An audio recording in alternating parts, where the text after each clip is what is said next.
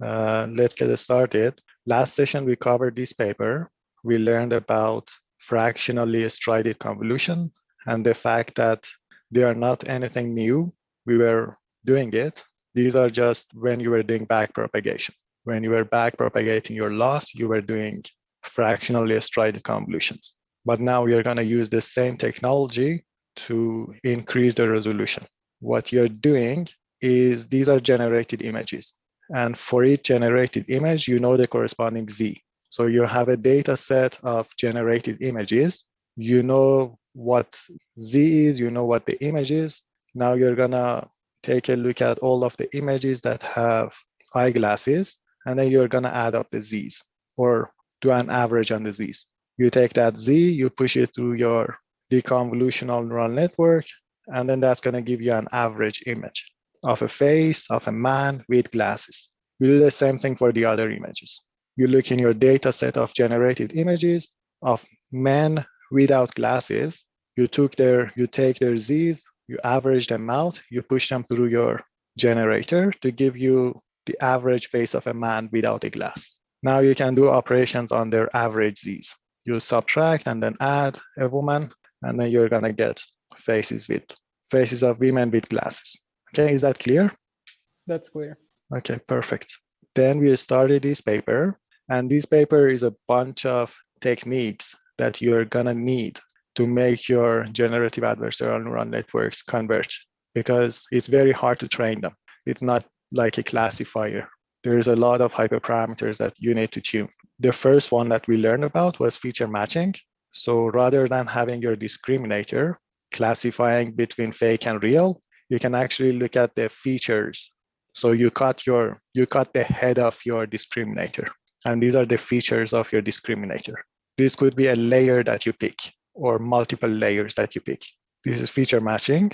There is a big problem with GANs, and that is mode collapse. If you have a bimodal distribution for your real images, and once you sit behind your computer and you train these, you're gonna see that you're converging to only one of the modes. And people don't really know why that is happening. Maybe the problem is with the loss function. Maybe the problem is with the structure of your neural network, but this phenomena exists. You're gonna pick only one of the modes. And we're gonna see examples of that throughout multiple papers, trying to deal with that phenomena. So one of them was this method. Rather than treating each image independently, you're gonna tell them to look at their neighbors in a mini batch that is being inputted to your network. F1, F2, Fn are independent, but once you push them through this structure, where T is your parameters, it's a tensor, you're gonna end up with O1, O2, up until On that are dependent. They talk to each other, they see each other, they know how related they are to each other. And this math we went through, unless you have a question, I can skip it. Do you have any questions about this? And then when you go from one layer to the next, not only you look at the individual features of your images in your batch, you're gonna look at the features that are talking to each other in that mini batch of data. Okay, another trick is that these parameters of your neural network are gonna oscillate a lot, and you can get rid of those oscillations by treating them as time series and then doing a moving average on them. You cannot keep the entire history, but you can keep a moving average of these. In the end, it's the same thing. So your parameters are gonna be the moving average of your parameters from one iteration to the next iteration of your optimization. The other trick is one-sided label smoothing. Label smoothing is for you to make your discriminator a little bit stupid. Maybe your discriminator is too smart, and then initially during training or somehow in the middle of the training, it's very easy for it to distinguish between real and fake. And we know that if it is really easy for it, the derivatives of this guy are gonna become zero, and the generated images, the generator is actually inside the discriminator. So if the gradients of D becomes zero, then there is no learning happening for the generator. So you want to make your D a little bit stupid, you do label smoothing. And label smoothing is that you associate, rather than associating a 1 to your true data and a 0 for the class or the label of the generated data, you're going to associate 0.9 to the true data, real data, and another number to the fake data. That is label smoothing. But then there is a problem if beta is non-zero, and if your generator, because you are training that, its distribution is not equal to the real data, you are getting pulled. Your discriminator is getting pushed towards the wrong predictions. That's why you're going to make it one-sided. You set B to be 0, and then you can play around with alpha. It doesn't have to be 1. It can be 0.9. Another trick is maybe the problem is because of batch normalization.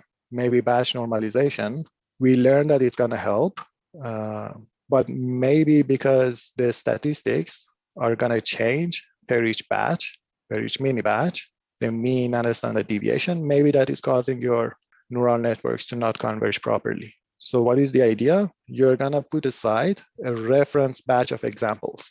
You collect them once, and we fix them throughout the training. And you compute your statistics based on this reference batch by adding the current example that you're looking at.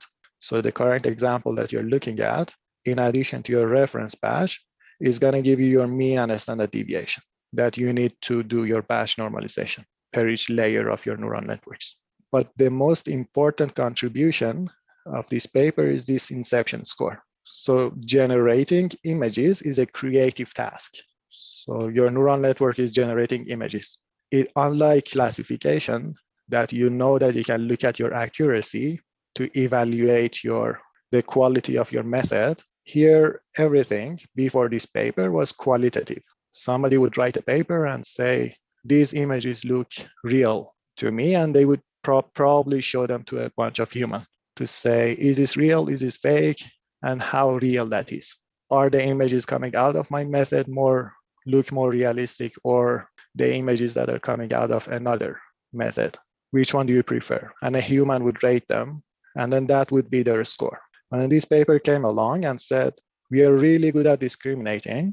Let's pick a network trained on ImageNet. And that network is fixed. So you trained it on ImageNet, and now you're going to use it. And that model is a model from Google. It's Inception, and it doesn't have to be Inception. It could be any neural network that is good at discriminating between images. Now, rather than looking at images, you're going to look at the labels associated by this model to those images. You're going to generate fake images. You push them through a neural network that is already trained, and that's going to give you labels. Okay, perfect. What do you want out of those labels? If you keep generating images and you push them through your classifier and you average out those images that you generated, you're going to end up with a probability distribution on the classes, on the labels. You want that to be varied. You want all of the classes to be covered. You want to have a lot of cats, a lot of dogs. You want to have a lot of airplanes. You want to have a lot of tigers, etc.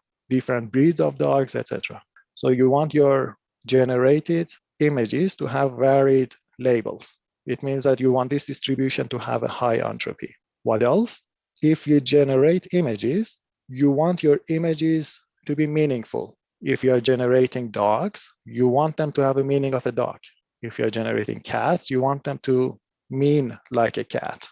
It means that you want this distribution to have a low entropy. And as you add these two objectives together, that's going to give you a score. And then you need to average out the generated images. So this is an integral over the KL divergence. So it's not the KL divergence of the integral. So the order matters. But then these numbers are going to be very small. You exponentiate them to make them bigger. Now you can compare them. So any questions so far? Okay, perfect. So this is where we stopped last session. Let's do an application of GANs. Another application of GANs, we learned that you can use GANs for feature engineering. Can you actually seek help from a generative adversarial neural network to give you more information? What do I mean? Let's say you have a data set that is small and that is labeled, but then you have a larger data set that is unlabeled. So you don't have any labeled data for that. Can you use that information somehow to make your model smarter? And that is the task of semi-supervised. So some part of your data is labeled, a bigger portion of your data is unlabeled, and you want to use that information. You want to use all of your data efficiently. How can you use GANs? First of all, you might have K classes. Maybe an image goes in, and then you're going to end up with K logits. So these are before the softmax. You can put all of the unlabeled data to the bucket of K plus 1. So you have K classes already. You're going to add another class, and that's the class of unlabeled data. Okay, perfect. Now you have K plus 1 classes. What objective function are we going to write? We are going to sample data from the real distribution. Some of them are labeled, some of them have a Y, and some of them don't. And you want to increase the probability of your model. So you're putting a neural network here, and this is going to give you your log likelihood. You're maximizing your likelihood or minimizing the negative of the log of your likelihood. This is what you do for classification all the time. You're classifying between K plus 1 classes.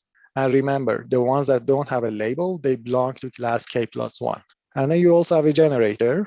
Anything that the generator generates is going to end up in the unlabeled bucket. Okay?